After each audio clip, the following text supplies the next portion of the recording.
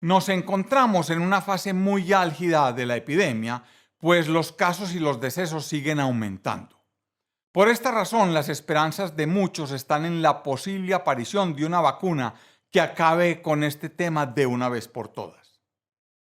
Aunque mi objetivo no es derrumbar la legítima esperanza que tiene la sociedad en que la ciencia encontrará una vacuna que conjure este problema, sí me parece de la mayor importancia aclarar en dos videos cortos en secuencia dos temas importantes relacionados con este asunto para mirarlo desde la perspectiva correcta. El primer video, o sea, tiene que ver con un asunto estadístico fundamental y el segundo va a mirar con cuidado el protocolo de fase 3 del candidato a vacuna de la compañía Moderna TX, lo que nos permitirá entender la forma como se estudia un candidato a vacuna y los tiempos y posibilidades que dicho estudio implica. Al fin y al cabo, lo único que yo hago en este canal es tratar de explicar cosas que logro comprender gracias a mi formación, a los años que llevo en esto y al vicio de estudiar que no se me quita. Como ya dije hace unos segundos, el primer tema tiene que ver con un aspecto importante de la interpretación de los estudios que vamos a ver publicados, no solo sobre vacunas, sino también sobre posibles tratamientos para el virus. Todos los medios de comunicación del mundo presentan a diario información científica sobre COVID-19, por lo que la sociedad no necesariamente acostumbrada a manejar estos temas se ve compelida a digerir información que antes no solía mirar. Vamos a hablar de dos términos que se ven mucho en los reportes de este tipo de estudios: el riesgo relativo y el riesgo absoluto. Entender la diferencia entre ambos y asimilar que el primero carece de significado sin conocer el segundo es fundamental para evitar ser engañado por las estadísticas. De eso se trata este video.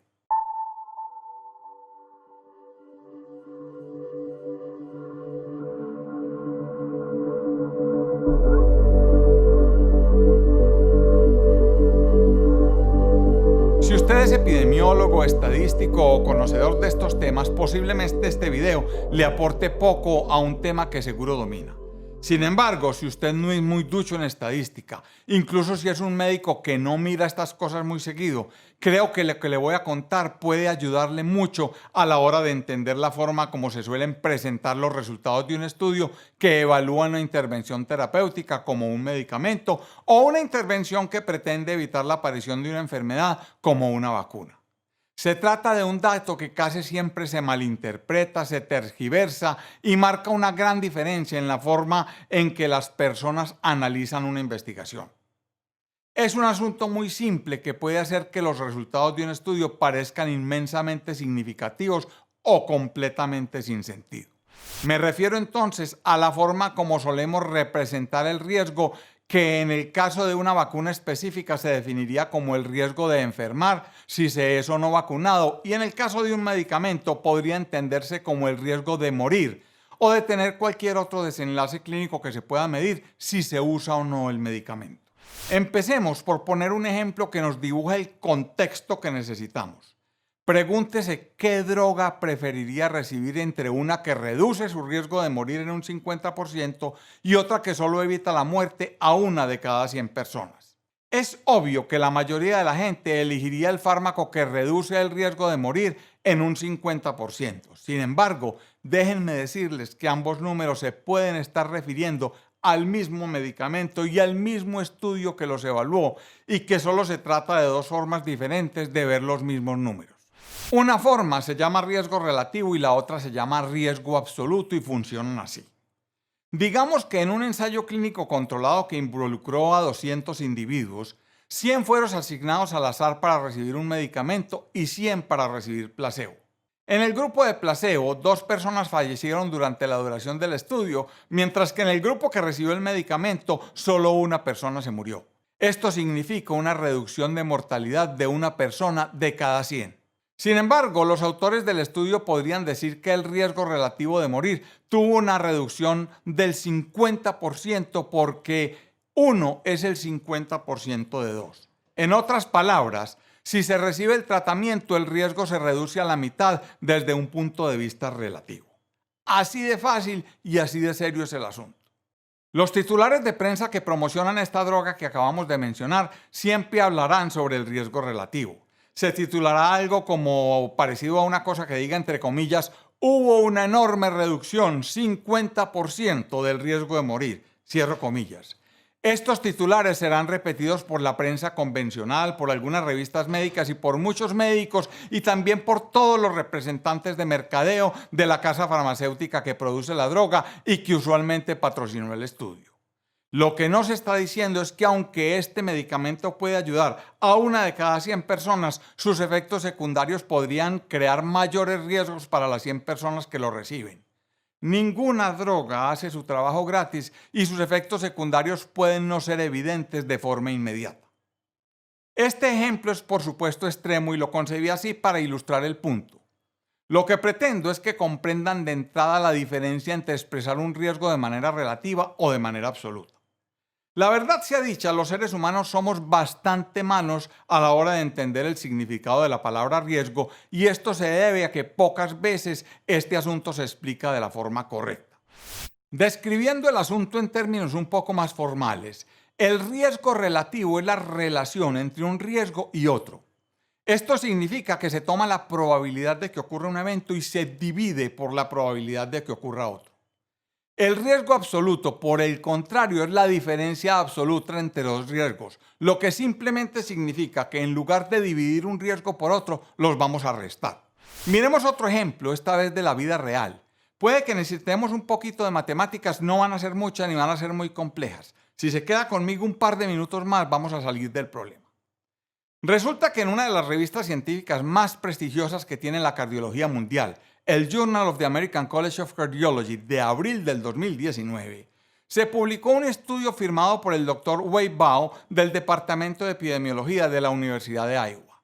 Según ese estudio, las personas que no desayunan tienen el doble de riesgo de morir de enfermedad cardiovascular comparadas con las personas que desayunan todos los días. No tengo que decirles que esta noticia ocupó titulares de prensa en los principales medios de comunicación del mundo. La cuestión es que en términos de riesgo, morir de una enfermedad cardíaca representa un riesgo general bajo. Miremos bien lo que estoy diciendo. Muchos de nosotros eventualmente en algún momento de nuestras vidas sucumbiremos a un ataque cardíaco, pero si nos fijamos en la población en general, incluidas las personas de 20 años o más, la tasa de muertes por enfermedades cardíacas es bastante baja. En este estudio que mencioné anteriormente, la tasa de muertes por enfermedades cardiovasculares por año en las personas que siempre desayunaban fue del 0.64%, mientras que la tasa de muerte cardíaca en las personas que nunca desayunaban fue del 0.73%. Miremos entonces el riesgo absoluto y el riesgo relativo. El riesgo relativo resulta de dividir un riesgo por el otro, es decir, 0.73 dividido 0.64, lo que da 1.14, es decir, no desayunar resulta en un aumento de riesgo del 14%. El riesgo absoluto resulta de restar un riesgo del otro, es decir, 0.73 menos 0.64, lo que da 0.09, es decir, un aumento del riesgo absoluto de 0.09%, que es sencillamente insignificante. Digámoslo de nuevo, no desayunar representa un aumento del 0.09% del riesgo absoluto de morir del corazón. La diferencia es prácticamente despreciable desde el punto de vista clínico. Otra forma de presentar esto sería decir que 6 de cada 1000 personas que siempre desayunan mueren cada año por enfermedades cardíacas, mientras que 7 de cada 1000 personas que nunca desayunan terminan muertas por la misma causa. Y se publicó en el Journal del American College of Cardiology y se difundió ampliamente en los medios de comunicación como The Irish Post, Daily Mail, TCTMD, CNN y muchos otros. La verdad sea dicha, un aumento del riesgo relativo del 14% parece mucho, pero un aumento real absoluto del 0.09% no suena para nada asustador, entre otras cosas porque no lo es. Parte de la razón por la que los medios le dieron tanta publicidad a este estudio fue que después de ajustar los factores de confusión en un modelo estadístico bastante complejo, los autores reportaron que el aumento del riesgo relativo fue del 87% en lugar de 14%. Lo que pasa es que incluso con esto, el aumento del riesgo relativo fue mucho mayor que el aumento del riesgo absoluto. El asunto de los 6 o los 7 de cada 1000 sigue siendo cierto. Miremos esto con un poco de calma. Los riesgos relativos son muy importantes en investigación, pero dependen del denominador, es decir, dependen del grupo al que estemos mirando. Mientras que el riesgo absoluto cambiará dependiendo de qué tanta gente esté en riesgo en cada grupo. El riesgo relativo suele permanecer estable dentro de un mismo grupo poblacional, y es por esto por lo que es más útil si se van a comparar diferentes poblaciones, por ejemplo, los mayores de 85 años versus las personas de 20 a 40 años. El problema con el riesgo relativo es que ofrece una estimación muy engañosa del riesgo real para usted como individuo, especialmente cuando los riesgos son bastante pequeños, como el riesgo de adquirir COVID-19, por ejemplo. Basta con mirar el porcentaje de la población mundial que se ha infectado, que a la fecha es del 0.26%. Si un evento es relativamente raro, entonces el beneficio en términos de riesgo relativo que llegue a reportar una vacuna puede parecer enorme, aunque el impacto real sea mínimo. Mejor dicho, disminuir su riesgo de cualquier cosa del 0.002% a 0.001% es disminuir la mitad de su riesgo relativo, aunque representa un muy pequeño beneficio en el riesgo absoluto que probablemente no tenga sentido para la mayoría de las personas. Cuidado acá. No estoy diciendo que la COVID-19 no sea una enfermedad importante, no faltaría más. Eso sería un insulto a la inteligencia y a todos quienes han sufrido este flagelo. Lo que estoy diciendo es que el riesgo de adquirir la enfermedad y por lo tanto de retar una vacuna es relativamente bajo. No estoy diciendo con esto que las vacunas no van a servir. Lo que estoy diciendo es que cuando se publiquen los resultados de los estudios de fase 3, que no la tienen fácil a la hora de demostrar el beneficio de un candidato a vacuna, toca mirar no solo el beneficio en términos de riesgo relativo, sino también el beneficio en términos de riesgo absoluto. Es para mí muy claro que cuando se está comunicando este tipo de información a personas no profesionales, la mejor manera de ayudarles a comprender la magnitud de un fenómeno como este es representarlo en términos de riesgo absoluto, entendido como una proporción, es decir, como una disminución de 1 en cada 1000, por ejemplo. Reportar las diferencias de riesgo relativo y también las de riesgo absoluto puede marcar una gran diferencia en la forma como entendemos la ciencia. Eso puede que no solucione todos los problemas que hoy tenemos con respecto a la información que se difunde sobre COVID-19, pero sería un muy buen primer paso en medio de esta terrible epidemia. Esto ha sido todo por este video. Si les gustó, los invito a darle like, a suscribirse al canal y a activar la campanita para que no se pierdan la información que subo con frecuencia, generalmente sobre temas afines a la ciencia. Les dejo también en las esquinas videos relacionados o enlaces a videos relacionados que podrían resultarles de interés.